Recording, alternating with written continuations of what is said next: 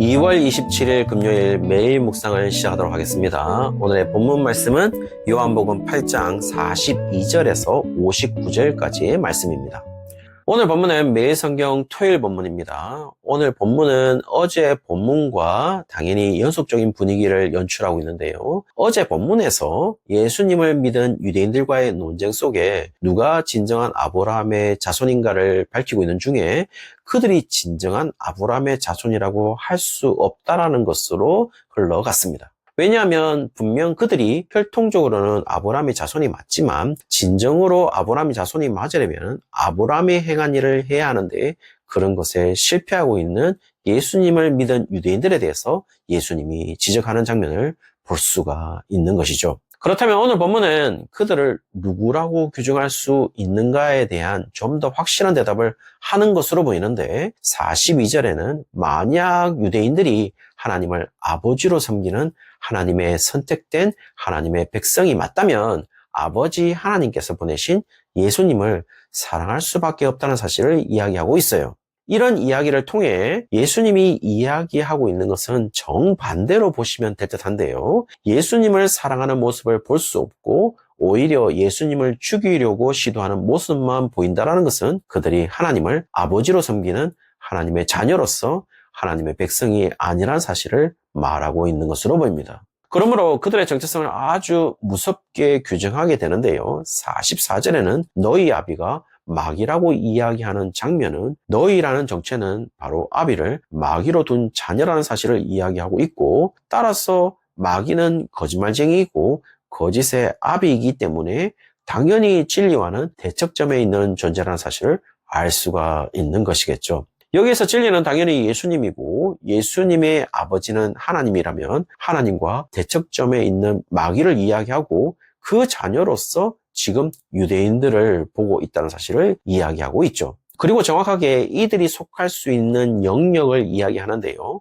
47절에 보시면 하나님께 속하지 않은 사람이라고 이야기하면서 그들이 속한 영역은 하나님이 아니라는 사실을 이야기하고 있고 하나님 밖에 있는 사람들의 특징은 하나님의 말씀을 듣지 않는 자들이라고 이야기하는데 사실 이것이 상당히 유대인들에게는 이해되지 않는 말일 수도 있을 것 같습니다. 왜냐하면 그들은 구약의 말씀을 자신들의 경전이라고 생각하는 자들인데 그들이 하나님의 말씀을 듣지 않는다라는 것이 사실 이해되지 않을 수도 있겠지만은 하나님의 말씀을 듣지 않는다는 것이 무엇인지를 45절과 46절에 이미 소개해 주고 있는데 그것은 예수님이 진리를 말하는데도 예수님을 믿지 않는 것이 하나님의 말씀을 듣지 않는다라는 것임을 이야기해 주고 있죠.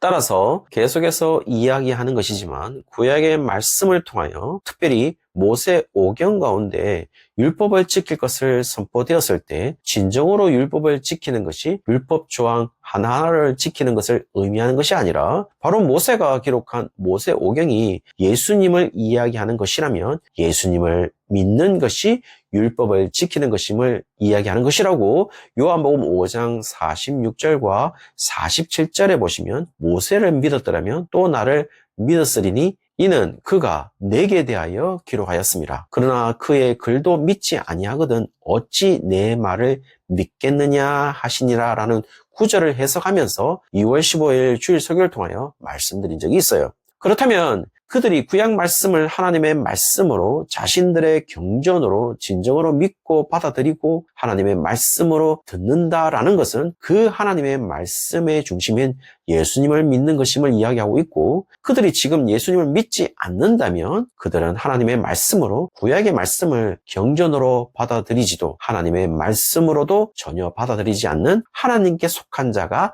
아니라는 사실을 시인할 뿐인 것을 이야기하고 있는 것이겠죠. 왜냐하면 그들의 사상으로 이야기한다면 언약의 외인이라는 사실을 의미하는 것이고 언약의 외인은 그야말로 저주받은 자와 같다는 것을 이야기하는 것이기에 그들의 이해 속에서 도저히 있을 수 없는 이야기를 예수님이 하시고 있다고 볼 수 있는 것이죠. 이런 논리를 전혀 받아들일 수 없는 자들이 이제 반격을 시작하는데요. 논리에 대한 반박보다는 그 논리를 말하는 자로서 예수님을 공격함으로 예수님이 말한 논리가 말이 안 되는 것으로 만들어버리는 전략을 사용하게 되는데요. 48절과 52절에 보시면 예수님을 귀신 들린 자로 취급하기도 하고 48절에는 사마리아 사람으로 격화시키기도 합니다. 이 방법은 아주 간단한 것인데요. 정치인들이 많이 사용하는 전략으로 고발하는 내용의 진위의 무게감을 떨어뜨리기 위해서는 고발자의 정체성과 그 고발자 자체의 무게감을 떨어뜨리는 방법으로 사도 바울과 대적자들에게서도 많이 보이는 현상인데 사도 바울의 복음의 권위를 떨어뜨리기 위해서 사도 바울의 사도권을 계속 공격하는 방법을 썼던 것과 동일한 방법이라고 할 수 있을 것 같습니다. 여기에 대처하는 예수님은 자신과 유비되어 생각할 수 있는 존재는 오로지 여호와 하나님밖에 없다는 듯이 설명하시는데 54절에 보면 예수님은 스스로 자신을 영광되게 할 필요가 없는데 그 이유는 예수님을 오히려 하나님이 영광스럽게 하기 때문에 여호와 하나님이 영광스럽게 한 예수님을 과연 누가 그런 권위를 떨어뜨릴 수 있는가에 대해서 이야기해주고 있죠.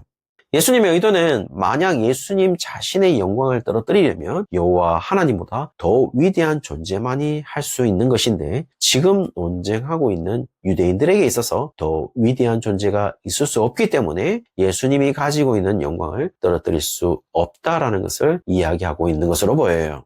이런 논쟁에 있어서 예수님이 최고의 존재로서 여호와 하나님을 가져온 이유는 아주 간단합니다. 지금 예수님과 논쟁을 벌이고 있는 유대인들은 사실 인간으로서 가장 위대한 존재와 비교하면서 예수님의 존재에 대해서 반박했기 때문인데요. 유대인들에게 있어서 인간으로서 가장 위대한 존재는 다름 아닌 그들의 조상이었던 아브라함이었어요. 그리고 53절에는 결국 아브라함보다 더 큰 자인지를 묻게 되는 것이죠. 실제로 유대인들 사회에서 그들의 조상인 아브라함보다 더 큰 자라고 말할 수 있는 사람은 존재할 수가 없는데 예수님은 전혀 다른 시각으로 반박을 하는데 56절에 너희 조상 아브라함은 나의 때 볼 것을 즐거워하다가 보고 기뻐하였다는 정말 놀라운 말로 반격을 하게 되고 여기에서 놀라운 말은 지금까지는 눈에 띄지 않았는데 철저하게 아브라함을 너희의 조상으로 간주하고 있다는 사실입니다.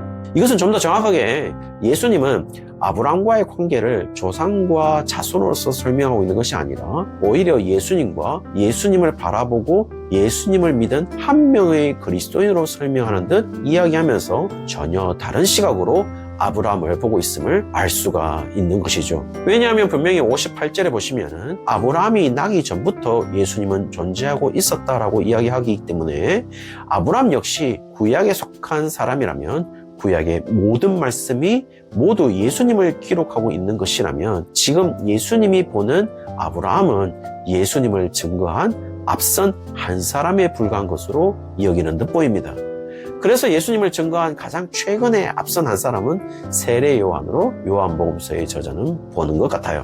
지금까지 논쟁에서 보여주고 있는 것은 하나님에게 속하지 않은 아비가 마귀인 자녀들이 바라보는 예수님에 대한 시각이 무엇인지를 이야기해주고 있고 그 시각으로 바라본다면은 예수님의 정체성을 파악할 수 없다는 사실을 이야기하면서 우리에게 제대로 파악할 것을 요구하고 있는 것이 아니라 요한복음의 독자 공동체에게도 마찬가지이겠지만 지금 너희들은 적어도 아비가 마귀인 자녀가 아니라 하나님에게 속한 자로서 하나님의 자녀이므로 예수님을 제대로 볼 수 있는 자도 너희들 뿐이라는 사실을 이야기하고 있고 오늘 본문에 나타나고 있는 아브라함을 조상으로 이야기하는 너희와 아브라함보다 앞선 자로 예수님의 정체성을 바라보는 너희는 전혀 다른 삶으로 현재를 살아갈 것임을 이야기하고 있는 것이겠죠. 그 삶은 예수님의 삶으로 자기 영광을 구하는 자가 아니라 오로지 하나님 영광만을 구할 때 오히려 하나님이 영광스럽게 하는 삶을 살 수 있는 유일한 존재라는 사실을 오늘 본문이 알려주고 있는 것입니다. 아무쪼록 오늘 하루가 하나님이 영광스럽게 하는 삶으로 드려지는 날이 되시기를 주의 이름으로 축원합니다.